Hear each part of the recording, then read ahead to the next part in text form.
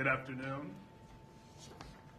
I'm Mark Anthony Thomas, and I have the privilege of leading the Greater Baltimore Committee, the economic and civic organization for the Baltimore region. Like many post-industrial communities in America, Baltimore has faced long-standing challenges, suffered economic setbacks, and until recently, lacked the federal support to tell a brighter and more vibrant story of the community I know and love. The truth is, cities like Baltimore are brimming with possibility. They are filled with diverse, entrepreneurial minds. They are epicenters of rich histories, and they are ripe for the sort of catalytic investment that can spark local economies. They just need the right support to leverage those possibilities. Today, thanks to the Biden-Harris administration, I can return to my community and proudly say we are a tech hub. We brought together 38 consortium partners, academic institutions, local startups, major corporations, and our regional economic organizations and electeds to position our region as a global hub for predictive technologies that improve health and well-being.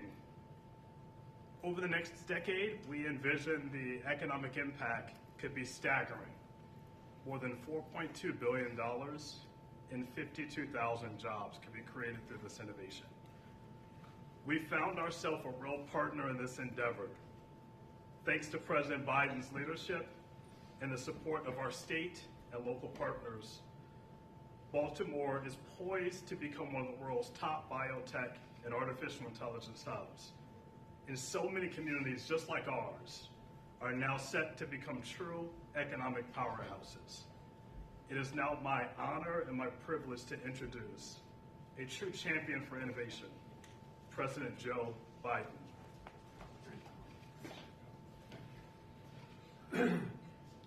Folks, Mark, thank you very much for the introduction. Look, a little over a year ago, I signed the Bipartisan Chips and Science Act. That act did two things. Excuse me, I have a little bit of a cold. First, it's a historic investment in bringing the semiconductor industry back to America. We invented the semiconductors. The little computer chips are about the size of the tip of your little finger.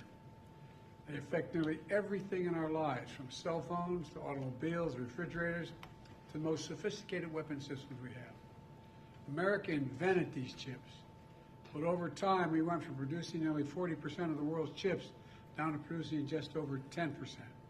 And as a result of the Chips and Science Act, the semiconductor companies all over the world are investing over $100 billion to bring chip production back to the United States. I've visited almost every major center, starting from South Korea on, and they want to be here, building the chips here in America. Second, the bill created what we call tech hubs as part of the bill. A tech hub is we're going to invest in critical technologies like biotechnology, critical materials, quantum computing, advanced manufacturing. So the U.S. will lead the world again in innovation across the board.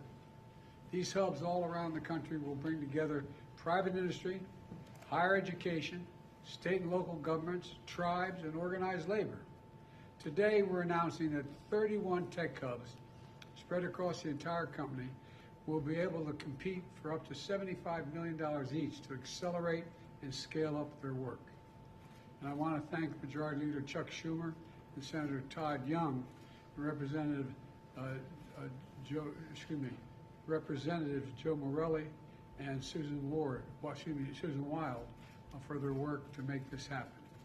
Representatives from many of these hubs are on the screen behind me, and in front of me that's why I was starting to look to see whether they were still there. The work they're doing is transformational. For example, a tech hub in Wisconsin is going to bring together research labs, medical device manufacturers, and engineers.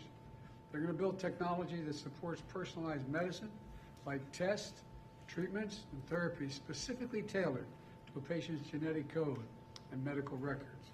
And I believe it's going to save a lot of lives in the long run. Ohio, the largest concentration of rubber and plastic manufacturing in North America.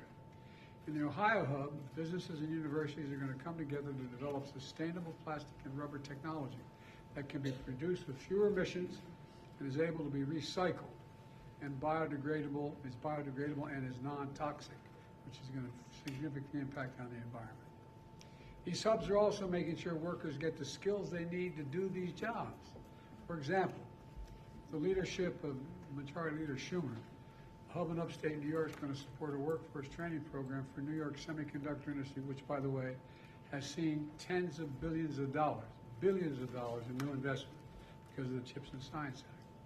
This hub will have a particular focus on training people from communities historically left behind, like women, people of color, to work in the semiconductor industry. The list goes on. We're doing this from coast to coast, and in the heartland, in red states and blue states, small towns, cities of all sizes. All this is part of my strategy to invest in America and invest in Americans. It's working. We're creating good jobs in communities all across the country, including places where for decades factories have been shut down, hollowed out when jobs moved overseas to find cheaper employment. Over the past few decades, these communities lost more than jobs. They lost their sense of dignity, of opportunity, sense of pride. We're going to change all that. Tech hubs are going to bring this work to where people live in communities all across America. The press has started to call my plan Bidenomics. Well, under Bidenomics, you don't have to leave home or your family to get a good job. For too long, science and innovation and economic opportunities that came with it were concentrated on the coast. As a country, we used to invest 2% of our gross domestic product in research and development. Now it's 0.7%. How can you lead the world when you no longer lead in research and development? My plan is to changing that. Under Bidenomics, we're going to make sure America's future is made in America.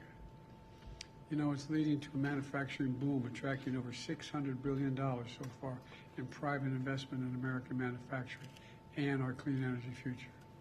For too long, we looked around the world to find, corporations looked around the world to find the cheapest employment and then imported the products they made, the foreign product. Now, we're creating American jobs and exporting American products. And that's good for everybody.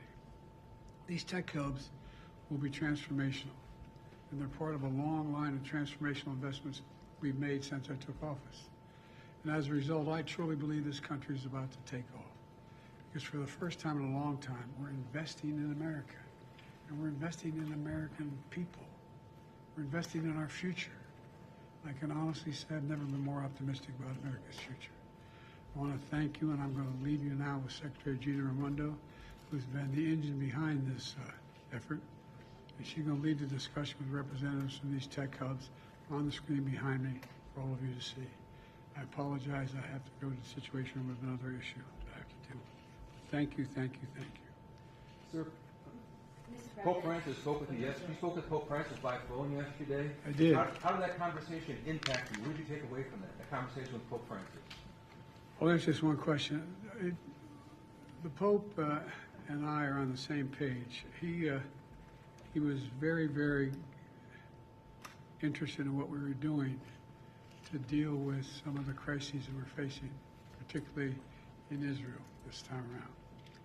And I laid out to him what the game plan was, how we thought we should be providing the kind of assistance to Israel that needed. And the Pope was across the board supportive of what we're doing. Thank you. Should Israel is the U.S. supporting the hostages for a ceasefire deal? Why did you? We should have a ceasefire. Not a ceasefire. We should have an adjustment to be used, and then we can talk. Has there been any progress on that, Mr. President? Okay, thank you, press. We're going to line up here by the door.